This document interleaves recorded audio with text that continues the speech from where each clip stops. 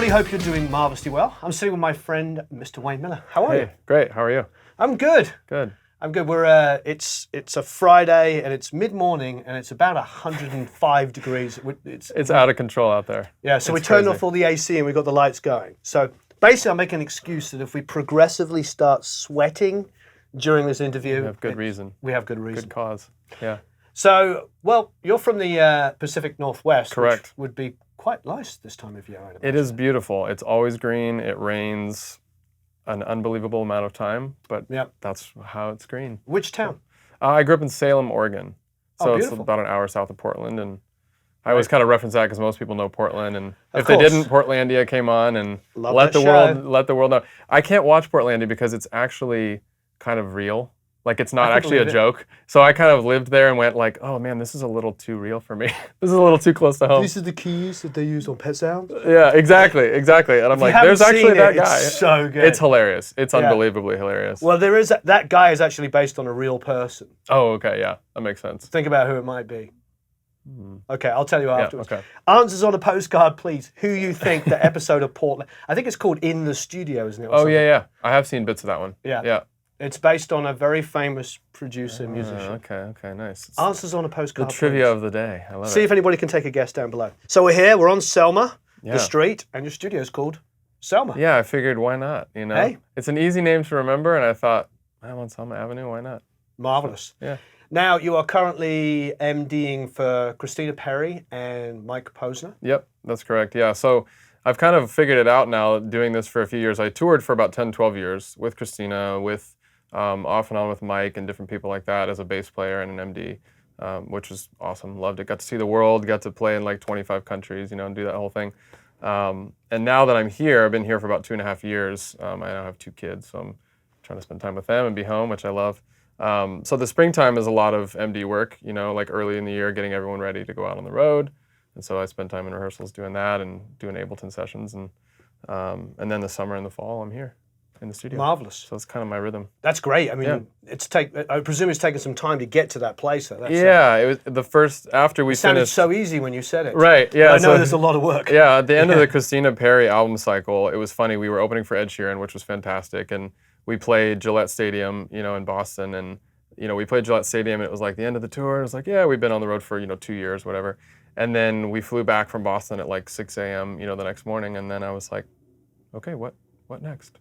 Like, it was just a very steep drop off, and if anyone who's toured, you kind of get the post-tour blues or the what am I doing with my life thing at the end of a tour. But that was a big one because I knew like, oh, this is it for me for a while. We had one son already who was almost a year. And so anyway, it has been a bit of trial and error. It hasn't been nearly as smooth as I said. Did you get to play on the record with Joe? I did play a bit on the Christina Perri album. Great. I played and sang on, I think it was the second single called Burning Gold. Great. Which is a great song. Wonderful. So now I presume you're producing, you're engineering, you're writing. Yeah. I've been doing more and more writing, and I think that, as you've probably experienced, is sort of, whereas people used to say, hey, I've got a song, I need a producer. Now people are like, hey, let's write, let's create, let's do something from scratch, which has been really cool. So I've been doing a lot more writing, and then of course producing sort of just evolves through that process. Sure. Because there's so many more people just finding beats on YouTube or tracks or pre-existing instrumentals and inspire them. Yeah. So I've always got a few laying around in case, because I'll have someone come in and say, cool, I've got this idea, or they'll just say, hey, do you got anything? Sure. So I always try to have a few little ideas laying around. I'm not really like a beat maker per se, but I've tried to kind of find a balance of just spending my time that I have by myself making a few starts. Now, we first met because and who did you start this with? It was you and David Greco. And a guy named Kevin Yap and a guy named John Bottrell. Great, and it's called the Los Angeles Songwriters Collective? You got it. Okay. Nailed it. That's it. And it's pretty wonderful. You're aiming at the freshly arrived in LA, trying to make it singer-songwriter who needs to. I like it because it stops the pitfalls of them. That's kind of the goal. Eaten up by the city. Yeah, so it's really about building community, but it's also very educational, and we have various events throughout the month: song shares, lyric studies, song studies. We have the LASC Pro, which is a 6-week course, and then the first Monday is like our main big event. So we have about 125-ish songwriters every month come out to North Hollywood, which is cool, and So that's a time where we have like a keynote speaker. So we'll have anyone from like, we've had Christina Perri, we've had David Hodges, we've had Ross Golan, different people like that. And then we podcast it, we do Q&A with them. I mean, you've spoken, so you know, you've been there, you've been in a hot seat. Oh yeah, that's amazing. So it's a really fun time. 125 now. It's grown pretty rapidly. It's cool. Yeah, it's been fun. So we started it 6 years ago, and it was like 10 or 15 people a month. You know, just kind of getting together and going, we're going to figure this out. You know, so it's been very grassroots. It's kind of like a band. It's like a startup. That's kind of how we look at it. We've built this little fan base now. You know, so but yeah, we really just want to empower artists and help them, like you said, avoid the pitfalls. Because it's a big city, you know. I mean, you've been here for a long time. You've seen, I'm sure, all of it. It takes a long time to build a career here. Yeah. It does. Just because there's a lot of I gotta put this diplomatically. There's a lot of wealth here. There's a lot of money here. So sometimes you get sort of bowled over with that because you can go over to somebody's house and they've got like a huge house and something amazing. It all looks really, really amazing, but they might actually not be that involved in the music industry. Sure. They may just have a lot of money because it's an interesting city for that, where I find that in Nashville, it's hot and humid. Everybody, even though it's hot and humid and I love the climate here, in Nashville, it's a lot more functional musicians. So here it just takes a little bit more time to find them. But once you find those people, this is an amazing place to stick with them. Yeah, it gets smaller. I mean, I've been here for 10 years and I feel like it took the first couple of years just to find some good people. Yeah. Just some good friends, you know, and then it's just taken years and years to kind of gradually, and like you said, once you find the people, you hold on to them and you grow with them and you build with them, and that's kind of the exciting thing. I think there's that sort of allure of like people at the next level, but you realize like they're trying to get to the level beyond them. Sure. And so it's been fun to kind of, LASC is a great example, LA Songwriters Collective, of kind of staying within our thing and trying to build it up together. Like we can all grow together. The people who are beyond us, like get influence, get inspiration, get advice, feedback from them. But ultimately they're doing what they're doing and they're also trying to do something beyond what they're doing. So we've realized like, well, let's just try to grow this ourselves. Fantastic. Well, I want to talk a little bit about your studio here. Yeah. And your setup. It's very interesting. It's a very interesting setup, yeah. Well, I mean, it's like you've used the room pretty massively. You've got Eric sitting over there, and it's not Eric Gonzalez, it's Eric 2. Eric 2. New Eric, third day here. And so there's a couch back there. We can look at it better. And so it's definitely set up for not only production, but writing. It's relaxing. You've used the space. You've got a great vocal booth in there. That's my savior. I mean, the sirens. I mean, we're in the middle of Hollywood, so it's sirens, it's whatever. It's construction right now across the street. I mean, there's 2 huge buildings going up. So if I didn't have that, I think I'd be in trouble. Oh, Hollywood is just like going crazy at the moment. It's nuts. It's nuts. It's absolutely crazy. But I've loved being here in the middle of it, and I do kind of want this to feel as much like a living room space, because when you go in to produce something you've already created, it's one thing, and then I think there's so much, as we know, of it all happening at the same time. So if someone can go back in the couch and kind of sit back and just listen and get their notes out on their phone to work on lyrics or melody and voice memo a melody idea, obviously that's ideal, and that's kind of how people seem to work predominantly now. So yeah, so I wanted it to not feel too like, oh no, the red recorded lights on, you know, as much as I love that. Get a huge one up there. Right, exactly. As much as I love the history and I love getting to work in big studios, it just made sense here to kind of, let's make it feel as comfortable as I can. Great. You know? Yeah. Well, I want to, first of all, what are these Equators? I actually don't know what that is. Yeah, so these are interesting. A friend of mine turned me on to these. And basically, I've been working on the NS-10s for a long time, which obviously is very, you know, timeless. And I've got this EQ up because I'm not, sort of the secret is I'm not actually using them in their original state. I've got this EQ that's tuning my room and the cabinet, and then adding a low-end tilt. So I've got a sub here on my speaker B, the Yamaha sub. So I had a friend come in and use a smart system. There's the classic 7 dB up on 7K being pulled out. Being removed, yeah. So my friend Matt Grabe, who's fantastic, who's an audio engineer, and he's a systems tech for Alabama Shakes, and I think he's out with Pharrell. And so he came in and brought a smart system and figured out what was happening in my cabinets. That's why they're vertical. You usually see them horizontal. To sort of time align the tweeter and the woofer, so they're not, if they're tilted, they're not coming at different times. And so it's been really cool. So it's allowed me to mix, and obviously you can learn to mix on NS-10s and it can translate. This is at the end of my master bus is this tuning, so I'll mix with it on and then I'll shut it off before I print. So they sort of don't sound like NS-10s, but they work. And then the Equators are really here just for people when they want to write and they just kind of want to turn it up. They're cool. They're obviously they're coaxial. They're, you know, the idea is that phase alignment, time alignment. And they sound really good, and they're really affordable. I think they're maybe $800 for the 8-inch. Oh, wow. And you can get the 5-inch D5s, which they kind of claim are very accurate mid-range, etc. Sure. And they're maybe like $500-600. Oh, I like the affordability. Are they powered as well? They're powered, yeah. Oh, wow. So they sound cool. So I've got a P2201 power amp, which is an old Yamaha. I remember those, and I remember when they were the amp that you had to have with the NS-10s. It's sort of the poor man's Bryston, I guess. And then there was a bit in between where people used to use Haflers. Right.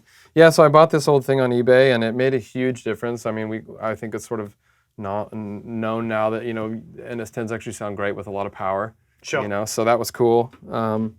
So it's a very simple setup. These actually have been really cool for decoupling, because as much as those sound anchors are amazing, those big stands, I thought, is there a way to do this for a little more affordable? So everything here is sort of like trying to maximize, the space and the dollars and stuff. So I'm looking at this little Roland kit oh, there. yeah. Are you using that to print groove ideas? Yeah, exactly. So I run everything through this little Alesis thing here, and then this has got USB. So I'll use battery, and I'll just load samples into that, and I'll just, get down an idea, for writing. And I started playing drums actually before bass. So I love just getting to kind of sit down and play hi-hat and snare patterns and whatever. And then I'll either, we'll just kind of work that. Preferable for doing this on a keyboard. Yeah, I like it. Actual performance. And then I'll usually have drums, which is kind of counterintuitive. Because I can't do live drums here, I'll have drums almost last in the process. So we'll build up a production, we'll get at least a scratch vocal, and we'll get some sort of drum idea down. Then I'll have a few different drummers I'll use who have drums set up at their studio, which so many guys do. Absolutely. I use a guy named Kyle Fair, primarily in Pasadena, and I'll either go there or I'll just send it to him, and then I'll say, here's the idea, now make it good. Great. Make it sound like real drums, So so that's kind of part of the process. But this has been fun, just because, again, I like to just kind of be able to bang on things. I think it's a great idea. I'm sure there's many times you actually end up using that as the final drum. It's true. Many things that I'm doing now are obviously, coming up playing bass, playing guitar, drums, everything's very hybrid for me. So now I'm kind of making alternative pop and alternative R&B and stuff that obviously has a sort of heritage of drum machines and programming and stuff like that. Sure. So I've got that, but then I'm adding some acoustic guitar textures. I'm adding electric. I'm playing maybe electric bass, and I'm maybe mixing that with an 808 bass or something.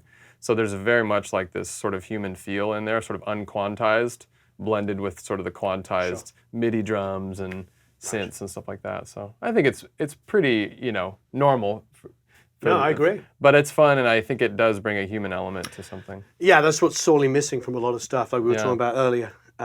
Finding ways to bring in that groove. Yeah, and stuff that's just like, that vocal's a little bit out of tune, and we're going to leave it. We're not going to make it perfect, Or like I said, I'll quantize a whole bunch of stuff, and then maybe I'll play a little shaker that's not perfectly quantized. Well, I think we used to live in a world where everything was a little slightly wrong. Right. So, and unfortunately now, if you're entirely building something in the box, which is fine, it's perfectly gridded and everything's a virtual instrument, everything's perfectly in tune. That's where the vocal, unfortunately, starts to get put under the microscope. Right, because there's nothing else sort of adding that humanity. Yeah. It's the one thing that we go, oh no. Oh, it's out of tune. It's super raw, and it's out of tune. But it didn't used to be out of tune 20 years, 30 years ago. That's such a good point. Yeah. Well, I think with Motown, they used to, deliberately have the bass slightly flat because it felt lazier. Interesting. And guitars, that little ow, it was okay to slightly bend when you were chopping. You listen to that Steve Cropper stuff, it sounds more urgent when it's ahead of the beat and slightly pushed tuning-wise. Yeah, I've naturally played behind the beat, as many bass players do. As they should, I think. Yeah, and so you've got, all this stuff right on the grid, and then you look and my bass waveforms are just right behind, and I just leave it there. So it's unfortunate for poor old vocalists because now they're under a microscope because everything is so perfect. Yeah. Where before, you had that latitude to just bend the note around a little bit. Guitar's a little out of tune, the piano's a little out of tune, the bass is a little out of tune, the vocal sounds amazing. Well, it's Keith Albright, the main piano tuner in LA for, I want to say 70 years. I mean, he'd be in his early 90s, late 80s, early 90s. That's incredible. He says that a piano tuning is a system of lies. Because it's all compromise. Yeah, because of equal temperament. You can't. The C sharp and D flat are two different notes. We're going to get a huge debate now, but hey. But yes. Anyway, let's move on. I've opened a can of worms. Right. Let's check out what the equipment that you've got. Yeah. So this is kind of my ultimate goal to sort of be very flexible, and I run everything off my laptop. Right. And I have a couple of different other producers who will work here in the evenings and stuff like that, so they can just walk in and plop the laptop down, and makes it great for writing sessions. I've got this, 6176, which is great. Is that for your vocal primarily? What are you using? Well, actually, for my vocal these days, I've been using this 1073 into the double-wide compressor. Nice. Which has been cool. But then I have this obviously tube pre, and I do split this. I like the split feature. And then I've got this XLR patch bay, which I thought, gosh, I've only got 3-4 pre's. I've got a couple compressors. I don't really need to do a 96-point TT thing. And the really cool thing about this is, like, if I ran any outboard gear, I've got my Pro Tools outs right here. Like last year, I mixed an album where I did a whole master chain of outboard stuff, of tube compressors and Pultecs and all kinds of stuff. Yeah. So I could just come out, go through that, come back in, run it on an insert. So it's really flexible. I can patch into any of my inputs here, and then I've basically got like pre's, compressors, and then I've got my Pro Tools ins and outs here. So I can kind of do anything, which is really nice. I can plug a mic in anywhere, come out anywhere. So that's fantastic. Yeah, it's really flexible, and again, really simple, and I've got everything, snaked to the vocal booth. And so I'll use this tube pre, obviously, as a bass DI a lot. I'll use this for vocal. Sometimes I'll go tube mic, MA200, Mojave, 67-ish clone, into the tube pre, into the tube compressor if I want to do that thing, Go tube-tastic. Yeah, tube-tastic. So I've got a couple colors. I do love the retro stuff. We don't give it enough props. It's really, really good. It's really good. I love just kind of, for lack of a better term, sort of the set it and forget it thing. Vocalists like to walk into the booth, and I always do scratch vocals, quote unquote, in the booth with the full chain, because I'm sure you do a similar thing sometimes. You never know, you might get one. I agree. Or you might get a bridge that you do a comp of 8 takes later. Yeah, so many great vocals with a scratch vocal. The scratch vocal, so I don't even call it scratch, so I don't sort of have that mentality of like it's throwaway. So I'll have them go in the booth, sing it on the real mic. I'll either do a RE20 or I'll do a SM7, or mostly I use the MA200. And then I'll run it through the full thing. Now, let's have a quick talk about this. You've got a clock and your I.O. are both Blackline. Mm-hmm. Yeah, Blackline's been really cool. A friend of me introduced me to them a few years ago, and so they've been a huge supporter of the studio and kind of sending us new products when they came out. Like when the Mark III clock came out, they sent us a couple to use. And this interface is Blackline modded. So this is my input converters right here. And then this is my output conversion, my digital to analog 2-channel, which is really cool. And I've got that running SPDIF on here, and then they're both clocked to this Mark III clock. So that stuff made a big difference for me. I mean, looks like you've got the Universal Audio satellites. You've got a ton of UAD plugins. I don't have a ton, but I've gradually acquired them over the years. So I've got this is an old Victrola record player, and I've got another. I know. It's so funny. It just worked out. It's just right. So I have an Octo hiding in here, and then I've got the quad. So it's allowed me to really be able to work on this laptop and not run out of DSP for plugins and stuff. That's great. Now we're talking about this for monitoring because you're running a native system. Yeah, exactly. Yeah, so this is basically like what you would consider like the monitor section, I guess, of a console. You've got all the inputs coming in here, and these levels are like my monitor level during tracking, and then these are sort of my aux sends for the headphone mix. And this allows you to overcome the latency issues that you would have with a native system. Exactly, yeah. So at some point I'll probably make an upgrade, but it's run so well for so long, and it really makes it, again, just really easy to plug and play driver-wise and stuff. I've just noticed down the back there while you were talking there, you've got the sub for the Yamahas. Yeah. I didn't know that. Yeah, I've got that powered sub, which is cool. Again, my friend Matt Grabe, who kind of helped me tune the room and figure out the setup, kind of helped me get that as in phase as I could. Sure. Which was get it that far back, and so that makes a big difference. I've got that here on speaker B, and so I can turn on and off. I leave it on most of the time. Great. But it makes a bit more difference. Pleasing when you're listening. Yeah, and again with the tuning, this is sort of all the sub, and I can show I can show the NS-10. Here's the cabinet, NS-10 cabinet flat. Oh, I see. So you're actually pulling it out of the NS-10s and I see. Exactly, and then here's the room flat. So this is what's happening in my room as the NS-10s are hitting my room. Yep. And then this is the low end tilt, because nobody likes to listen to music completely flat. It's just, What did he ring the room out with, do you know? He used a smart system. So he had a little interface and a microphone. So he, measured the cabinet response and measured the room response, and figured it out that way. It's great. Some science that's a little above my your pay grade. But it made a big difference. It made a big difference for me in terms of translation, because I I kind of, as with most people, you've got, okay, I'm going to go to my car, listen to it, I'm going to put in my Apple earbuds, and I just wanted to go. I still do a bit of that anyway. Of course. I listen to mixes on my way home. I usually walk to and from the studio because I just live a mile up the road. So I'll put my earbuds in and listen to the mix while I'm walking home and think this is what most people are going to hear it on. I don't think you'll be walking in this heat today. No, I will not be. It is bad. But yeah, so I wanted to just kind of go all in on the NS-10s with the tuning and say, this is my thing. I'm going to learn it. As you know, so much of it is knowing your space. Yeah, knowing your room. I mean, knowing the rig. I've been in, like yourself, in so many different studios, some which have spent tens, maybe even hundreds of thousands of dollars on acoustic treatment, and it still doesn't quite translate. There's always something. There's something. I mean, this room is weird, as you'll see on another shot. Like my vocal booth cuts into the room, so it's not. It's the angles are weird, and the low end. It's not a super deep room, so certain waves won't develop fully in the space. So there's all these sort of weird things that you just get in spaces. I think, and this is contentious, but John McBride said to us the other day when we were in Nashville that acoustically designing rooms is 50% science and 50% luck. Now, whether that's true or not, I just like think the idea of it. I think it doesn't have to be debated as being 50-50. I think he's just trying to say that whatever you do, it's always a compromise. Sure. Yeah. Well, for this space, it's like I did move. So we did a little bit of science where we measured the depth of the room and we figured out, okay, mix position should be 33% of the way through the room.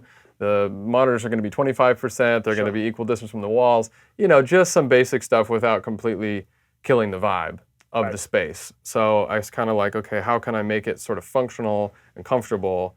Because if someone comes in for a writing session and the space is crazy, and I'm like, but no, this is going to sound perfect. They're like, ugh. They're like up against the wall. Yeah. They're like, I get that it could sound perfect, but I don't want to be here, So it's been a matter of like, okay, can I put a coffee maker in here? Like, how do I find the balance, And you've got acoustic panels. Yeah, it's been cool. LA Sound panels, obviously, pretty well known now, I think, with the Rockwool style panels.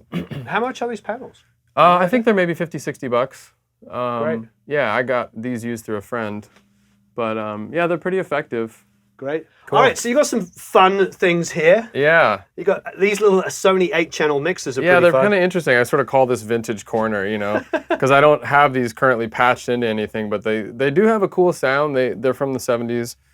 This one's unbalanced, this one's balanced, and I found this one on eBay. I found this one in an old pawn shop in Portland, and I don't know, sometimes just old pieces of gear kind of speak to you, and for me, they're more like a collector's piece. Same with this American microphone.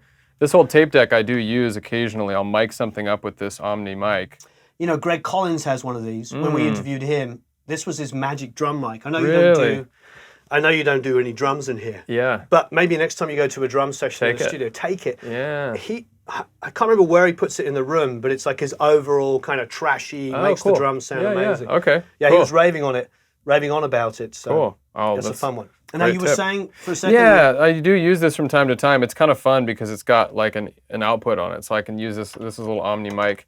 And I can mic up like an acoustic guitar if I want to get a little extra vibe on it. And it's got a little bit of noise. And then I'll just record it on here, but I'll go straight out in real time into Pro Tools. Nice. And run it through a pre. So I've often wondered about doing things like that because, yes, you take like a little Walkman or one of these and you record the drum sounds. And you're like, that's the best drum sound I ever had. And then I've tried sometimes to lay it back in and it's taken hours to make it. Yeah, I guess it's just kind of going through the tape heads or whatever and going in. So there's probably so much random jarble on that tape.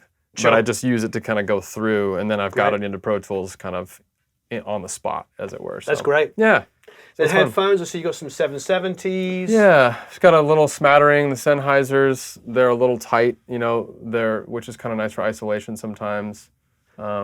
You've got, this is a Neve? A Neve ribbon, yeah. So it's interesting. Ribbons obviously are, well known for being great with percussion and acoustics and things like that. So I use that with a Cloudlifter. I've got my Cloudlifter right here. Okay, great. And it sounds great. I use it for shaker, tambourine, stuff like that. It's just really smooth.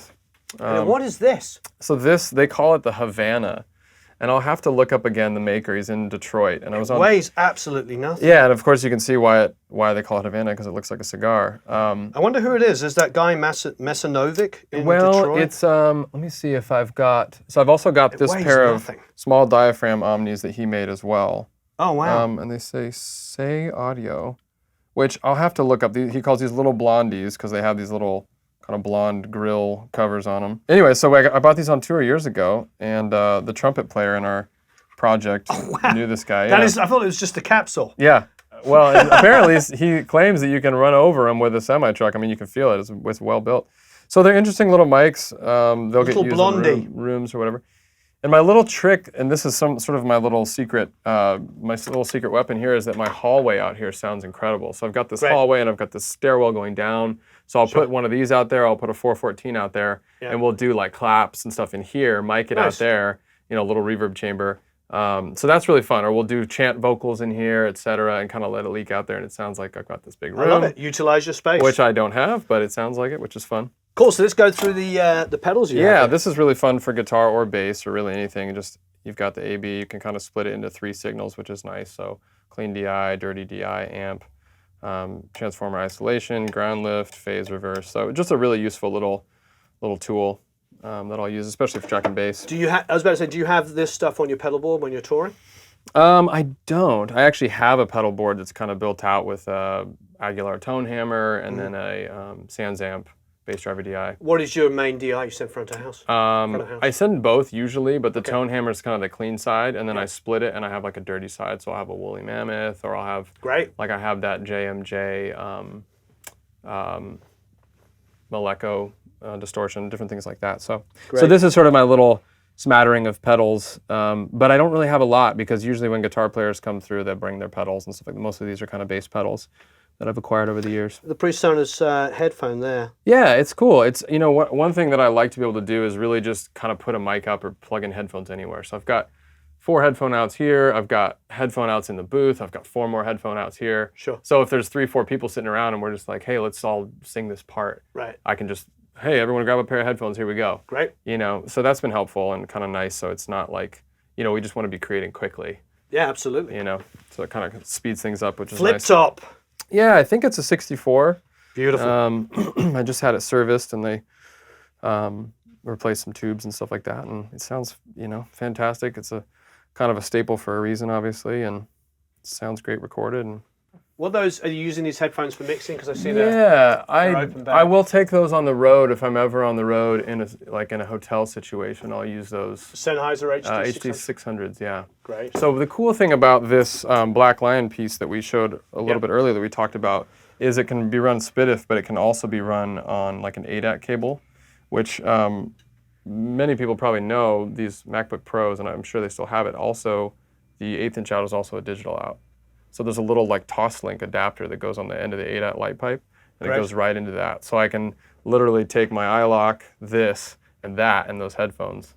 That's great. And I'm good to go. And that still keeps one USB port free. Exactly, and that's another great reason to have the satellites. Like I said, I've got the quad there, and I've got my Octo up in here hiding under this little thing where the turntable used to be. So I'll just grab the Octo, I'll grab that thing and the headphones, and I'm kind of mobile. We went over this, but went past it, sorry, but you have an Axiom USB? Yeah, just, you know, standard sort of, I don't know if it's semi-weighted or what they call this. You know, I'm not a keyboard player, so I'll do some basic chords and some synth bass lines and stuff like that. And editing MIDI is our friend. Yeah, and my friends who come and play keys, you know, this is like sort of much to their chagrin because it's only 49 keys and it's, you know, not fully weighted, but it gets the job done. And then a collection of guitars and basses. What have you got here? So 5-string. Yeah, this is the very, very, very rarely used 5-string. As you can see by all the dust on it. But it's a Mexican-made jazz bass. It has Lindy Fralin pickups in it. Nice. Which is cool. I actually bought this from my friend Kurt Schneider, who you may know. I know Kurt, yeah. Producer, yep. And then we've got 2 other 4-strings Yeah, here. This is my first bass that I ever got, another Mexican jazz that I've kind of hot rodded. It's got an Aguilar OPB1 pre in it. It's got Lindy Fralin vintage What's interesting pickups and is I have a jazz bass, and I also have a T40. Ah, very Those nice. are my two. Those are my two, and mine's a Mexican jazz bass. Yeah, as well. I mean, I got this when I was probably 13, and I just, you know, it's one of those things where I'm like, I'm never going to get rid of it. Yeah. It's not like there's no resale value or anything, but I just, at some point, they sound amazing. It sounds great. I have a Ballas Bridge and Seymour Duncan's. Yeah, I thought I'll put a tortoise on here and kind of hot rod it up. So that's kind of fun. It's a great way to get something that sounds good. Yeah. That you can sort of throw around. And of course, I know you featured the T40 on your channel. And I love these things. I forget what year this is, maybe it's 80s and early 80s. This color. Yeah, it's interesting, It's right? fantastic. Yeah. And So, it's it like, weighs about 300 pounds. Yeah. it's like, yeah. There's a YouTube video, and you may have seen it, of a guy who claims that you can get 40 bass tones, and he explains every little knob setting, and I believe it. you know, so it's really cool, and it weighs a ton, obviously, so it doesn't. To me, it's like the best way. But If I want to get a big, fat, round tone that's, and I mean this in a loving way, completely nondescript, that just fits in, that's the best bass to go to. Because as much as I love precisions and jazz basses, is that you know that it's precision of bass bass. You know the sound. Yeah. Yep. That one, if you just want, just fill it out. Nondescript. Yeah. Yeah, in a good way. When I mean nondescript, I mean just like fill out, low end. And they're still, even though there's been a resurgence with all of us talking about them, they're still completely affordable. Yeah. And we've got to remember, this is like an American-made instrument. I mean, it's a boat anchor. Yeah. It says made in USA right there, yeah. Yeah, I mean, it's a really, really well-made. It'll stand the test of time. Yeah. It'll hold up for Amazing. many years to come. Oh yeah, that'll probably outlive all of us. Will definitely outlive all of us. Yeah. Beautiful. And then what have you got with acoustic? Yeah, and this is just a Guild, just a simple. Oh, I love that. It sounds great. Beautiful looking. Couple cracks, which is always a bummer. I don't keep it in a case because I want to grab it easily, and I've sort of accepted the fact that, you know, this happened early on when I got it, but it sounds good. You know, it records great. It's, you know, it sounds particularly good finger picked, and beautiful. so that's cool. And then a little nylon string here, which has one of these strings broke the other day, so I haven't yet to replace. Same thing happened to us. But this guitar is interesting because my former assistant bought this last minute on the way to a session, and he ended up doing a guitar solo on this on a Bieber track. Just ran. He bought this at a pawn shop. The producer called and said, "Hey, do you have a nylon string?" And he said, "Sure, yes," or I will when I show up. You know, so he grabbed this at a pawn shop on the way and played it on a Bieber song, and there you go. The rest is history. So it's a fun guitar. You ended up with it. And he'll often work out of here. So he's gone on to write and produce and do a bunch of cool things. But he'll come and work nights here, and I'll work days, and he'll come work nights. Nice. So that's worked out well. And so it gets to live here and get used. There's a couple other instruments over there. So this is a gorgeous looking. Yeah. And you got flats on it. Yeah, it's my 74, all original. I like this. Yeah, that's kind of the go-to, you know. Can't go wrong with a P with flats, you know. Sort of the I love it. The workhorse, you know. Yeah. Oh, I love it. Like all good session bass players before me, I had to have you have to travel with a round. Flats. Yeah, this is a really interesting instrument. This is a Hofner, obviously. It's handmade in Germany. It's one of 48 that they did. Wow. Limited edition, I think around 2010. They call it the Cavern spacing because this is like the older, late 50s pickup spacing for these club basses. And that's the time when the Beatles were playing the Cavern Club, so kind of put two and two together. Yep. So if you look up old photos, you'll actually see that now the pickups are here on club basses and violin basses. But this is number 2 of 48 that they did. So that's a fun one. Yeah, it's exactly, and you know how easy it is to play, obviously, because it's short scale. I watched him play it, and he doesn't do. He does. Interesting. Yeah, watching him do it, and he's singing.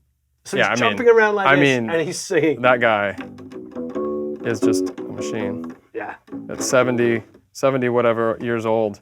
So that one's fun. Amazing. Yeah, that one sounds great, plays great. Beautiful. And it's just, it's a good thing to talk about. Whenever I hire a session bass player, they usually turn up with basically 3 things, minimum. You want to turn up with a good round wound bass that's going to be 90% of the session. Right. Then you want a flat wound option, maybe of the same tone. Use that all the time. And then always turn up with just a left of center. When the producer's like, I don't know, I need something different. You pull out your hollow Hofner, body, you bring out the Gibson. There's the K. The K, yeah, something that just gives it a little twist. Yep, and this is my go-to electric. This is an American Telly, I think from 2011. It's got a little 60th anniversary plate on the back. It's kind of cool. Beautiful. Just straight up standard Telly. Does great, you know. It's gorgeous. What you need to do. So yeah, that's kind of my microphones, guitars. vocal microphones. Yeah. Great, so you got the Mojave here? Yep, I got an MA200. When one pop screen is not enough? Double it up. Double it up. When you have a lot of plosives happening, you gotta... Did you have a... You gotta use extra protection, you know? So yeah, that mic is cool. You know, I've learned how to use it over the years, and it's obviously a tube mic. It's, you know, they kind of say 67-ish clone, you know. So that's kind of like when I'm going large diaphragm condenser, that's kind of my go-to. And then an SM7 over here? SM7, you know, you can't go wrong. Some projects I work on that just, you know, whether it's the singer or just the sort of aesthetic of the project, that sort of more compact and, yeah, just dynamic mic sound is the thing. So. Marvelous. And what's the little Fender amp here? Well, yeah, little. I guess it's a little deluxe. Great. A little tube deluxe. And, you know, I have this mic on it partially because it sounds good, but also because it's very low profile, which means I can leave this mic'd up all the time. If I had a, you know, 57 or something that was sticking out or whatever. So this is sort of set it and forget it for guitar, which obviously there's something happening with the tone with it being that close to the wall. But again, it's, you know, if we're doing, you know, half stacks or something, we'll go somewhere and put room mics up. But for most of the stuff I need to do here, this does great. And that's the 609 on it, the Sennheiser? E609, yeah. And then you got a little monitoring system Yeah, here. so I thought, let's give, you know, some amount of control to singers, like, hey, turn up my vocals, like, here, you know, you can do it yourself, which is great. So people can make adjustments per section of the song, you know, per song, which is nice. So there's a little return of the mix there, and then the first knob is the vocal level. So this is great. It's nice and dead in here, even with that door open. Yeah, it's nice and tight, and it allows a few things like ambulances, like we said. There's a lot of traffic noise and a lot of stuff in Hollywood, and then it also allows me to monitor with the monitors on, which is nice, and keep the AC on, which is nice, and isolate the booth from it. Fantastic. So yeah, it does the job. Thank you ever so much. My pleasure. That was great. I love the way you've utilized the space. Thanks. I think it's pretty darn awesome. Thanks. There's going to be links to LASC. And there's your podcast. I mean, anybody that's traveling to LA is coming here to start afresh should definitely hook up with you. Yeah, we'd love to have them. See what you guys are doing, because it's been pretty influential. Yeah, thanks. Yeah, you're doing some fantastic stuff. Thanks, and then, of course, we should check out, I'm assuming you have your own website. Of course, yeah, waynegmiller.com. Okay, that will be floating around as well. Yeah. And, of course, if you have any comments and questions, please leave them below, and I'll try and coerce you into answering them. I'll be happy to. Marvelous. Cool. Thanks ever so much. Thanks, Warren. Have a marvelous time recording and mixing, and please leave any comments and questions you might have below.